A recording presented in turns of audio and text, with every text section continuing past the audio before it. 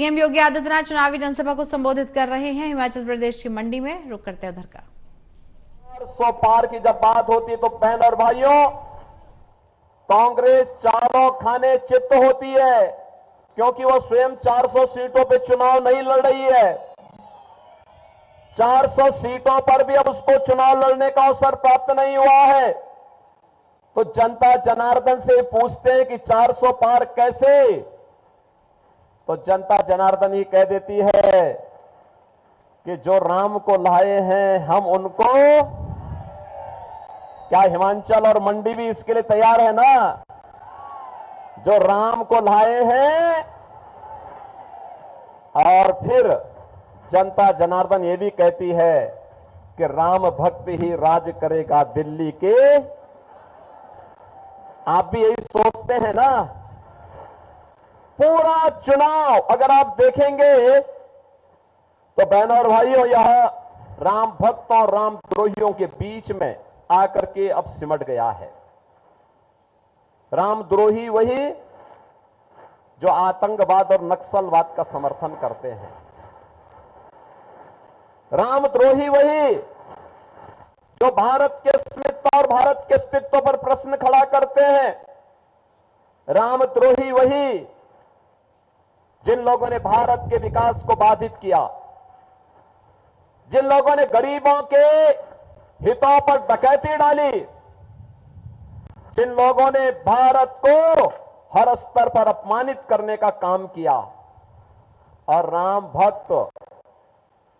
भक्त वही जिसके लिए भारत का हित सर्वोपरि है। राम भक्त वही जो भारत की अस्मिता को पहचानता है, 500 वर्षों का इंतजार समाप्त करता है, अयोध्या में रामलला को विराजमान करने के लिए अपनी पूरी ताकत लगा देता है।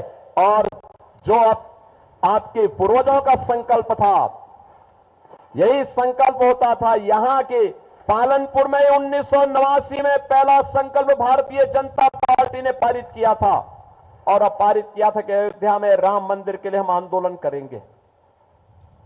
यही हिमाचल प्रदेश है।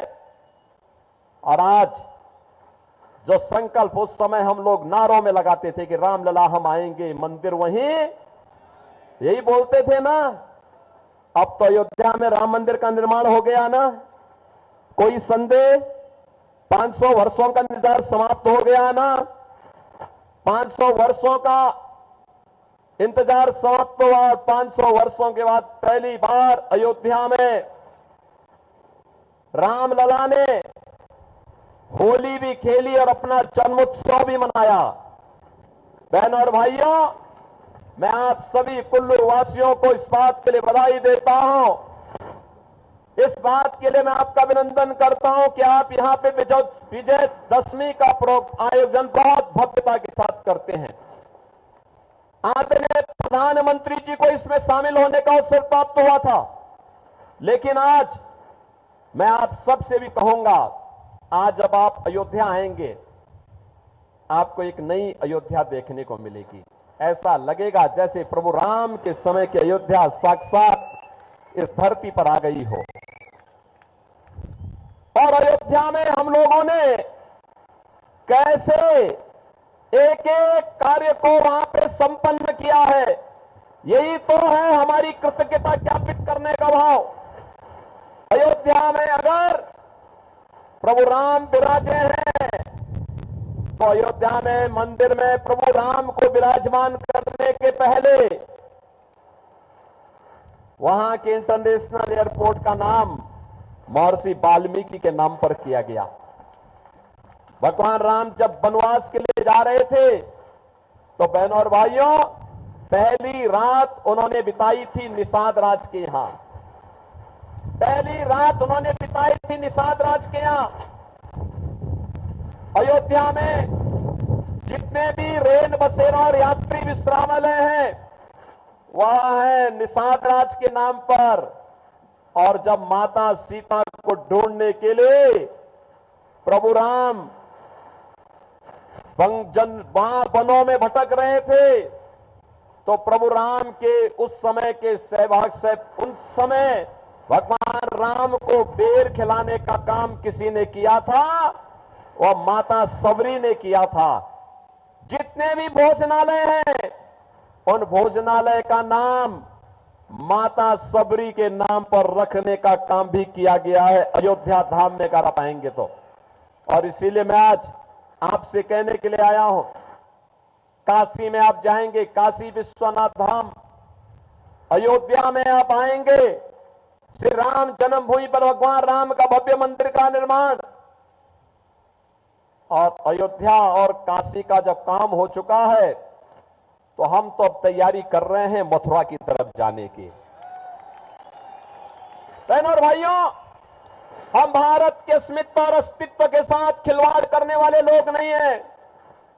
हम तो भारत को भारतीयता के रूप में पहचानने वाले, भारत की अस्मिता और अस्तित्व के लिए जो आवश्यक होगा उस प्रकार का कदम उठाने में हमें कोई संकोच नहीं।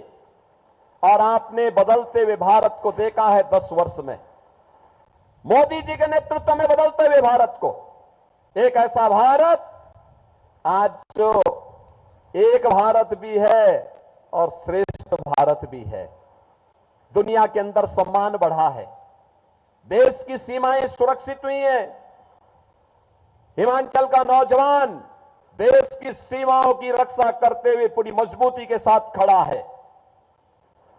आतंकवाद और नक्सलवाद समाप्त हुआ है।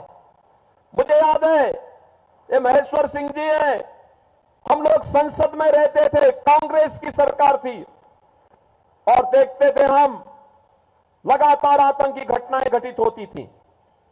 कभी कश्मीर में, कभी दिल्ली में, कभी अहमदाबाद में, कभी चेन्नई में, कभी अयोध्या में, कभी काशी में, कभी लखनऊ में, लगातार घटनाएं घटित होती थी।